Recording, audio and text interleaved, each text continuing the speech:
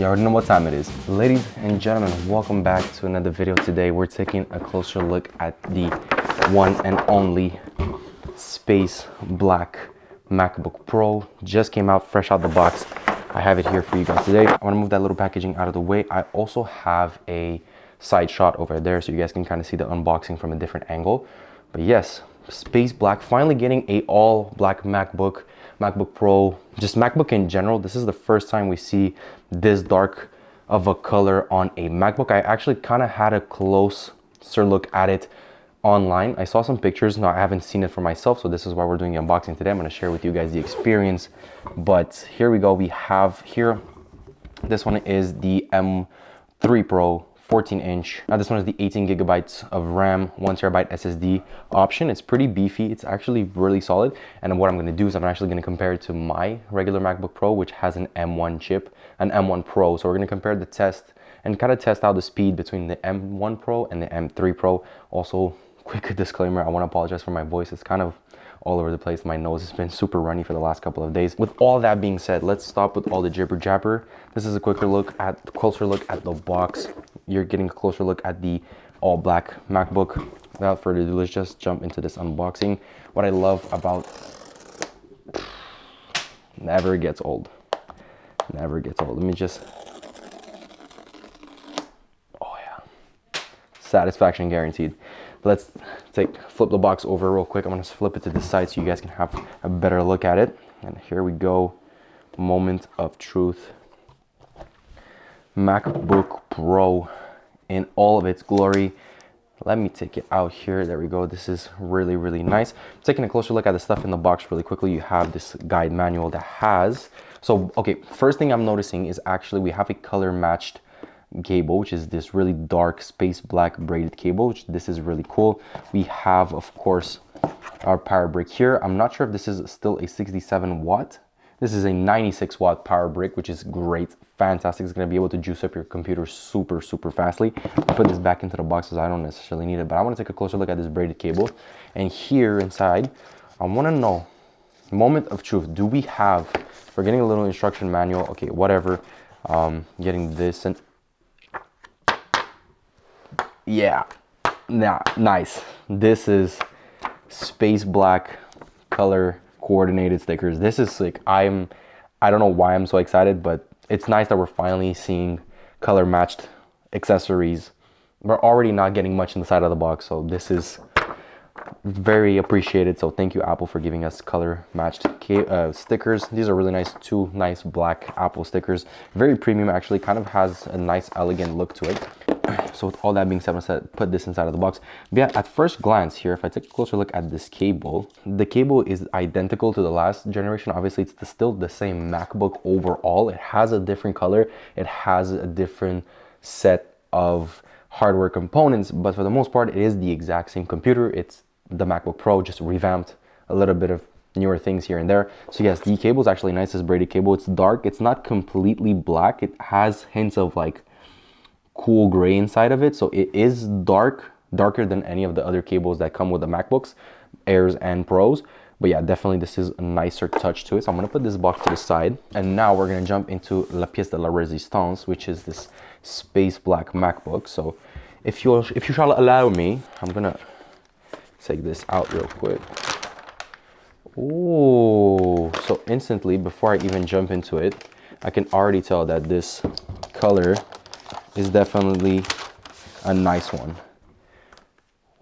Oh, but I already know what the main issue is going to be with this thing. Freaking fingerprints. It's already horrible. I'm going to put this to the side. I'm actually going to move this paper really quickly. I can already instantly tell that the main issue with this thing, guys, it's going to be the freaking fingerprints. Oh boy, oh boy, oh boy. It's already like, if you, I don't know if you guys can see that on the close-up shot over there, but look at that. Just putting your fingerprints on this, like they stick. I don't know if they're gonna be apparent all the time. Let's try and open this lid up real quick. As always, we get this nice experience. And peel this off real quick. That's nice. I like the fact that Apple's been using a lot of recycled materials for all of their products. So like whether it's the computers, or any of that stuff, they've been using a lot of recycled materials, and that's great. I'm gonna take a closer look actually at this space black color. It's really nice. It's dark, but in the light it's kind of not so dark, so it's cool for most people. I'm gonna set this up really quickly so you guys can actually have an idea of what the MacBook is like, and then we're gonna do the speed test at the end of the video. But I definitely like the overall color of it. It's not that much different actually. So as you see here in my hands, I have my MacBook Pro. This is actually the 2021 M1 Pro MacBook Pro. It has 16 gigs of RAM, and it has 16 gigs of RAM and 512 SSD. Contains a built-in screen reader called VoiceOver. If you know how to use VoiceOver, press Command F5 now to turn it on and set up your Mac. If you would like to learn how to use VoiceOver to set up your Mac, press the Escape key. Yo, I'm hold on. Shawty speaks. Wait a minute, hold on. I did not expect that. Anyway, I'm gonna set this up really quickly. This is my old MacBook. We're gonna do a speed test comparison, M1 Pro versus M3 Pro. I'm actually gonna show you guys really quickly here on camera. Hopefully I can get a nice closer shot. If you can take a quick look and notice the difference in the colors. This is the space gray under the light. This is the space black under the light. Definitely one is darker than the other. That is a no-brainer. It's super apparent. You'll instantly notice it, and that's, you know, to the naked eye, anybody will notice that. But I think for the most part, you know, initially I got this one out of a really good deal, and that's why I've been sticking with the space gray. My previous MacBook Pro was also space gray, but if it was up to me, I probably would have gotten the regular silver one, as I really like that really spark, just shiny, bright, classic silver color. So I'm not complaining about the space gray. I really like it. It's ended up being a good thing that I can use it to compare it with the space black. So I think overall these are pretty nice. They have some similarities here and there. Obviously, it's just a question of like internals. The keyboards, the trackpads, the screens, they're basically identical. So if you guys were kind of wondering, hey, I already have this one, should I get the new one? Obviously, if you're looking for a huge powerhouse, if you want a great amount of power and you just want to be able to process everything super like snappy, definitely you're going to be looking at the newer one. But I have this, like, I'm gonna be honest with you guys before we jump into anything else, I've had this M1 Pro for a couple of months now, and it's been a beast. It's just absolutely tearing through pretty much anything and everything I need. So for the most part, I don't even need this much power. Obviously this video is mainly for you guys. as pretty much all of the videos on our channel, they're basically mainly for you guys, and I love doing them. So point being, we're gonna put mine away for now, and I'm gonna get into this one. I'm gonna set it up really quickly, and then we're gonna have a closer look. Okay, so before we jump into the setup, I actually noticed something. The computer, this dark color. What do you mean my connection cannot be set up? Are you mad? So before I got distracted, this color is very reminiscent of the midnight color on the MacBook Air. So I definitely do have to say that if you were looking to buy a MacBook Pro and you really wanted this dark color, you could go for it. But then again, beware, because this time around, I kind of like what Apple did with this new lineup of MacBooks and with this new implementation of the M3 chip. Essentially what they did is they incorporated another branch of the MacBook Pro. You can get a regular MacBook Pro with the M3 chip inside. So it just has a M3 chip. It's not even a Pro chip. It's just the new M3 chip, which is a little bit more performant than the M2 and 30% more performant than the M1. So you can get a MacBook Pro just with those specs. It's a little bit more affordable. It's actually just over the $2,000 mark. So it's $2,099 here in Canada. So it's actually not too bad, kind of affordable. You get the new build, you get like all this, you know, this new thick build, the ports, 120 hertz display, the big, nice, bright, you know, OLED display and all of that stuff. You get the whole keyboard and everything. It just doesn't have the Pro chip. You can then upgrade to the M3 chip and then the M3 Max. So you have all those options, 14-inch and 16-inch. So that's kind of what's going on with the whole Apple ecosystem, which is great, because I think a lot of people are kind of confused between MacBook Air, MacBook Pro, especially nowadays with all the new chips being so powerful. It gets confusing really fast. You know, which one do I get? Which one do I need to get the Pro? Do I need to get the big one? Do I need to get the MacBook Air? And I'm gonna be honest with you guys, at this time and point, it's never been a better time to buy Apple products. They're all freaking fantastic. The chips are just fabulous. I'm literally losing my words. Okay, so I noticed another thing. I might be completely wrong, but I haven't really even used this much. I'm just gonna click OK on this part right here. I haven't used this much, but this is my MacBook Pro. This is the new Space Black, and first thing I can notice, I think this might be something they fixed. I'm not entirely sure. Correct me in the comment section down below. But from first observation, I think they've really fixed the fingerprint issue on the keyboard. I've been typing on this a little bit, not a lot, but a little bit, and it still holds up really well. It has kind of like, I think the overall matte finish on the keyboard holds up better on this one. I'm definitely gonna have to wait and see how it holds up over time. But I think like this is the issue they had with the first generation of the MacBook Pros, the newer ones. Just the keyboard is a fingerprint magnet. It's absolutely horrible. If you take a close look at mine here, it is super greasy, and it's not even because I have dirty hands or because I use my laptop when I'm eating and all that stuff. It's just naturally, you know, sometimes your hands are a little sticky. There's just natural skin on your fingers, and I don't know, just I feel like this one holds up a bit better. Then again, we'll have to wait and see. If you guys have already picked this one up and you've been using for the couple of days, which by the time you see this video, it's pretty much unlikely because it just came out today. But yeah, let me know what you think. I think personally it holds up a little bit better. We'll have to wait and see. This is obviously, it will be subject to time itself, and we'll see how it holds up. My password on my computer is so simple. I think a 4-year-old could crack it. It's concerning, but okay. So ladies and gentlemen, oh, they just kissed. All right, they kissed again. We have both machines up and running. Now the big question is the speed test. How do they hold up? Now obviously there's a bunch of ways for you guys to kind of have a closer look at how the performance of the GPU and the CPU and how it all harmonizes together. Thing that I've noticed actually, and this was pointed out by one of you guys, it's actually this website. I'm gonna open it on both of the devices, and what I'm gonna do is that we're gonna do a quick comparison. So what I'm gonna do is actually we're gonna pick the same generator for all of them. So I'm gonna pick this one right here, and hopefully that works. So we got that one running over there. We're gonna run this one as well on my old MacBook Pro. So already it's open at the same speed. So as you can see here, if you take a closer look, this allows you to check how many pixels are being generated in that little thing. This also allows you to run how many pixels are being generated in there. Maybe if I up the brightness on this one, that would be great.